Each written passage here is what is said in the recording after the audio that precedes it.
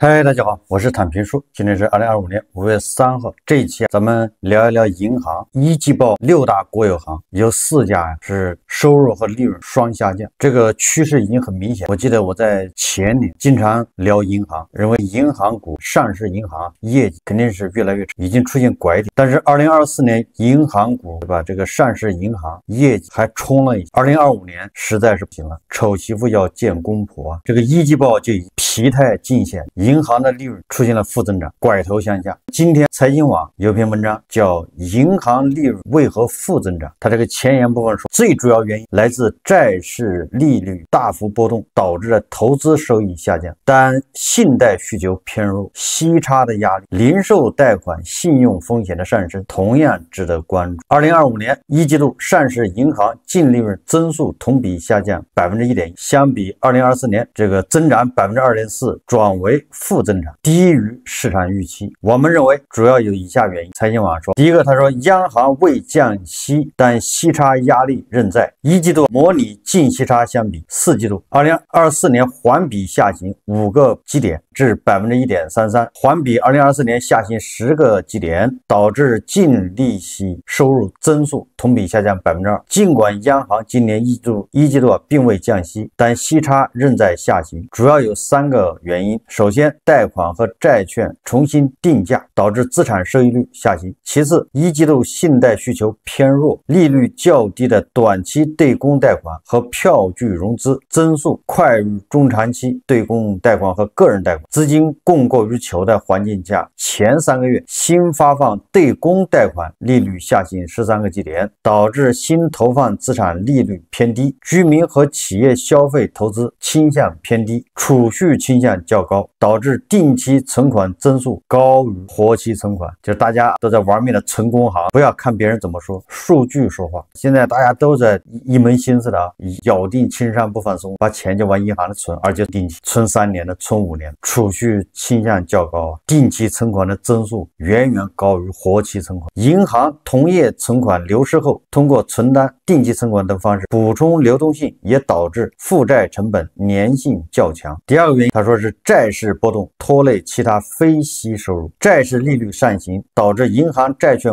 公有价值出现亏损，在高基数下，其他非息收入同比下降 3.2%， 而2024年全年为正增长 25.8%， 也就是2024年这个债券的收入贡献那是非常大的，那2025年就不行。所以这个非息收入同比下降 3.2%， 成为利润负增长主要超预期因素。在财富管理收入疲弱、减费让利的背景下，手续费收入同比下降 0.7%， 净利息收入、手续费收入和其他非息收入都出现负增长的情况下，营收增速同比下降 1.7%， 相比2024年 0.1% 的增长，那么它就2025年一季度下滑了 1.8个百分点，非息收入增速也在下滑，手续费、净利息收入都在下降。第3个原因那就更重要了，叫个人贷款资产质量承压。说的比较文艺，说简单一点、通俗一点，就是个人贷款坏账越来越多了，大家还了。我记得在有一期节目我说了，为什么那个360的周鸿祎他在重庆搞一个什么活动的时候，现场有人就说，我欠那个360借条的钱能不能不还了？那周鸿祎马上正色回答，360借条跟我没关系，你可以不还。但是我解读的为什么这些大佬开始跟这个小贷公司贷款这平台切割，很简单，小贷公司这些贷款平台坏账率越来越高，这些贷款的人哪一天想明白了他就不还了，你能把我怎么着？你给我家里人打电话，给我同学、给我朋友打电话，爱打不打，反正我没钱还。那这个风险一旦上升，这些小贷公司扛不住的，都得破产。所以财经网说，第3个原因叫个人贷款资产质量承压，连银行都扛不住。一季度资产减值损失同比下降 2.4%， 降幅相比2024年的这个 6%降幅收窄，对净利润贡献作用减弱，主要由个人贷款风险上升导致增提拨备压力。他说，尽管行业整体不良率仍在下行，但具有前瞻作用的逾期率有所回升，体现出后续潜在不良生成压力。不良压力主要来自零售领域。2024年末上市银行个人贷款不良率 1.24%， 相比2024年6月末的 1.16%， 上升了8个基点。个人贷款不良率上行，逾期率小幅上升，这逾期的越来越多。第4个原因就是信贷需求偏弱，资产投放分化加大。一季度上市银行资产增速 7.5%， 与2024年4季度持平，但投放出现分化。哪些分化？第一个，贷款增速 7.9%， 与4季度持平，但国有大行与股份行增速下行，区域银行增速上行，主要由于全国性银行面临的信贷需求偏弱，特别是由于个人贷款的需求收缩。大家记住了，个人贷款里面主要的就是按揭贷款，这按揭贷款里面最主要就是买房、消费贷、买车，这些都不是主流，占比都不会太大。所以从这个也能看出楼市低迷。他说，个人贷款的需求收缩导致股份行贷款增速 3.9%， 创历史最低水平，而上市优质区域银行受益于当地经济景气度以及更宽松的信贷额度，贷款增速出现回升。第二个，财政前置发力，政府债券发行加速带动上市银行金融投资同比增长 13%， 相比2024年末 11.4% 的继续上升，但这一部分资产收益率低于贷款。第三个，同业存款降息导致负债流失，流动性压力下，银行压降同业融出，同业资产同比下降 12.2%，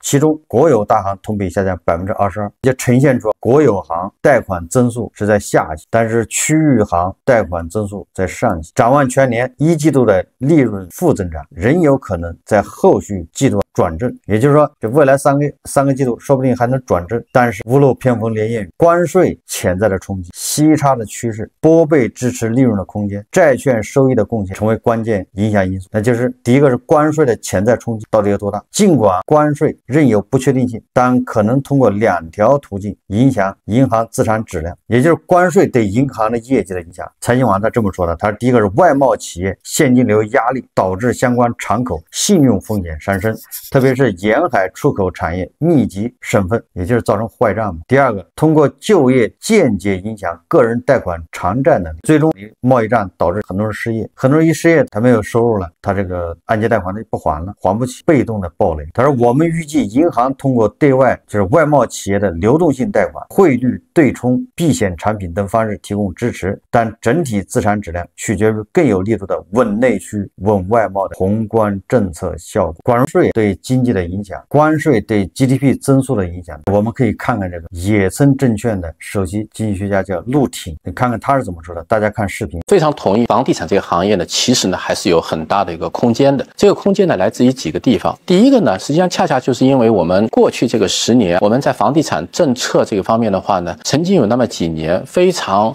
注重推动广大中小城市的房地产和当地城市的基建的一个发展，但是呢，需要看到的是呢，虽然在一定程度上那些政策呢确实推动了那些地方的发展呢，但是呢，人是往高处走的啊，我们的人口流动基本上是要往大城市去流动的，更何况呢，我们整个中国的人口在下行，我们年轻人的这个总量下行的速度呢会更快。而年轻人的受到高等教育的比例呢是越来越高，将来基本上可以确定大量的年轻人都会集中到大城市居住。所以一方面我们看到这恰恰就是过去这10年我们所看到的问题，很多房地产房价下的这个最厉害的地方，空房最多的地方，保交房最严重的地方呢，可能是中国的很多一线城市。但另外一方面呢，这恰恰呢又是一个机遇，随着人口，尤其是受过高等教育的年轻人的这样的一些人口，更多的向大城市的一个集聚。那么在很多大城市，尤其是一些一线这个城市，还有一些这个优秀的一些强2线城市呢，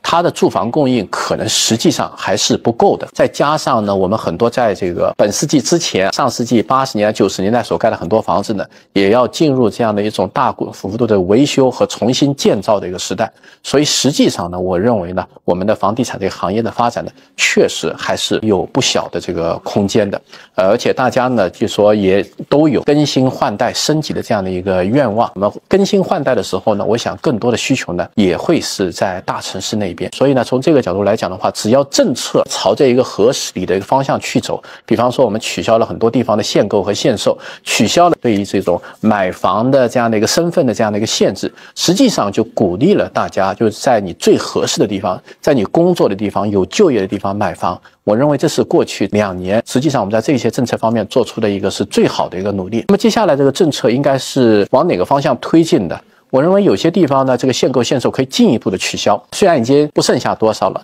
但是更关键的一点就是我们要看到我们的房地产这个行业的萎缩已经进入第5年了，我们在这个过程中间呢，有很多的债务没有出清还存在那边，大家就是不停的在滚动。那么这样的一个债务的一个滚动呢，实际上呢，使得呢就是很多的问题呢就被累积在那边，没有有效的得到这个清理，也影响了整个行业呢能够重新的轻装这个上阵。那么具体说来的话呢，最大的一笔债务呢，就是大家在买期房的时候把这个钱交给开发商了，但是呢还在等待这个房子。过去这个2年呢，我们在期房这个方面、保交房方面呢，政府已经做了很多的这个工作，但是我相信呢，还有一些历史的遗留问题。所以呢，在今年、明年，趁着需要拉动内需的这样的一个机会，应该大幅度的加大我们在保交方面的这样的一个工作的一个力度。这是一个方面。另外一方面的话呢，我们有很多房地产企业呢，也确实出现了很多经营上的困难、财务方面的一个困难。有些房地产企业可能确实已经无法再生存了。所以呢，政府应该对这些房地产企业的做一些区分，做一些这个梳理。有些企业该破产要破产，那么但是呢，另外一方面，有些也许要进行合适救助的，那也应该救助。总之呢，对房地产企业来讲的话，一个初心就是破产的要破产，救助的要救助。对于我们从一个买房人的角度来讲的话呢，房子该盖的呢，也许就要盖，这就是一个保交房。如果真的不需要盖了，那么也应该有一个合理的一个赔偿，把这些问题给解决了。我相信呢，也能够很大程度上面推动我们整个房地产这个。我们根据蔡英文的说法，另外一个因素就是拨备能否继续贡献利润增长。他说，假设拨备覆盖率和拨贷比下降至150%到2.5%，这个我们静态计算上市银行节约的信用成本对利润有40%到50%的贡献空间。但考虑到目前银行信贷信用成本已处于较低位置，在零售资产质量承压的环境下，继续压降的空间可能有限，特别是部分拨备覆盖率及拨贷接近监管要求的银行，除拨备水平外，部分不良认定不充分，也就是这个各个银行对不良贷款的认定参差不齐。它例如90天逾期贷款和信用减值第3阶段贷款未充分认定为不良的银行，后续可能存在增提拨备需求，导致对利润的贡献减少。另外一个就关于息差下行会不会得到扭转，这个答案是，对吧？这显而易见，这个息差只能会越来越小，怎么能扭转？我们一定要知道一个道理，就是实体行业赚钱那么难，纷纷关门倒闭，然后钱都让你银行赚走了，这个不科学啊，也没道理。你看看那个上市公司5300多，40家银行的利润占这5300家上市公司创造了利润的40%，也就是剩下的那个5000多家上市公司跟这个40家银行创造的利润是差不多的，这个还不能说明问题，钱都让你银行赚走了，银行是垄断的，银行主要是靠息差，也就是说净息差一定是在下行，毋庸置疑。关于个人资产、个人贷款，陈英华也有个报道，他主要是说的是微众银行贷款平台费收入下降14%，网商银行不良率上升。网商银行比如说